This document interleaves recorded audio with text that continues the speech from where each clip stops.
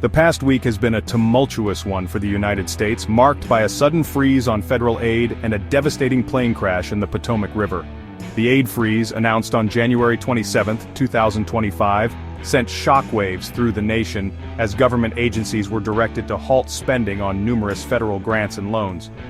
This unprecedented move, orchestrated by the Trump administration, was intended to facilitate a comprehensive review of federal spending programs and ensure their alignment with the president's executive orders on climate change and diversity initiatives.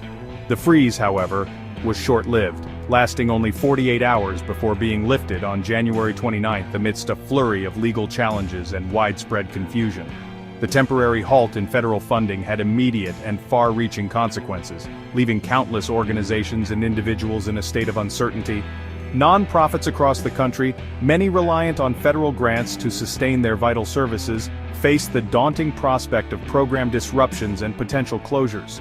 The abrupt nature of the freeze amplified the sense of chaos and apprehension, as agencies scrambled to decipher the full scope of the directive and its implications for their operations. Despite its brief duration, the aid freeze ignited a firestorm of controversy, drawing sharp criticism from Democrats and legal experts who denounced it as an abuse of power and a violation of the Constitution. The White House, however, remained steadfast in its defense of the move, arguing that it was a necessary step to rein in government spending and ensure that taxpayer dollars were being used responsibly and effectively. The freeze, they contended, was never intended to harm vulnerable populations or disrupt essential services, but rather to provide an opportunity to scrutinize spending practices and identify areas for greater efficiency and accountability.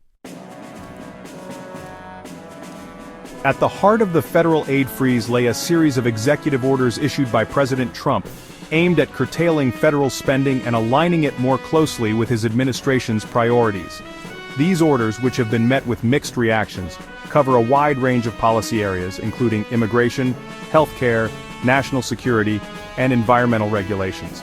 Proponents of the orders argue that they are essential for reducing the size and scope of government, promoting fiscal responsibility, and advancing key conservative policy goals. Critics, however, contend that the orders represent an overreach of executive authority and threaten to undermine the role of Congress in shaping federal policy.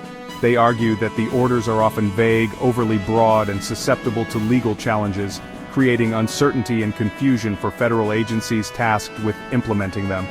The legal battle over the aid freeze itself is a testament to the deep divisions that exist over the scope of presidential power and the limits of executive action.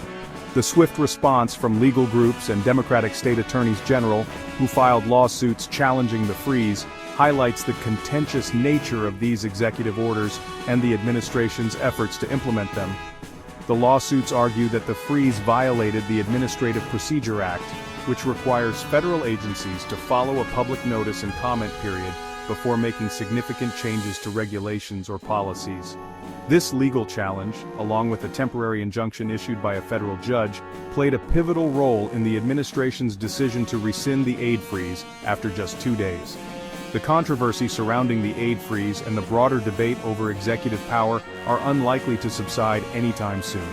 As the Trump administration continues to pursue its policy agenda through executive action, legal challenges and political battles are likely to become increasingly common, further deepening the partisan divide and creating uncertainty about the future direction of the country.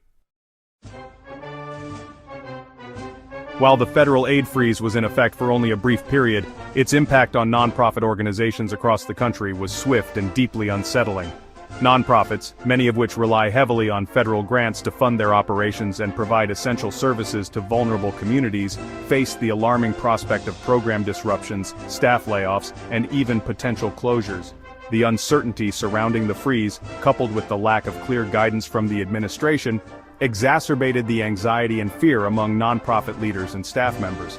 Diane Yentel, president and CEO of the National Low-Income Housing Coalition, expressed the widespread concern among nonprofits, stating that the freeze created chaos and confusion and threatened to disrupt vital services for millions of Americans.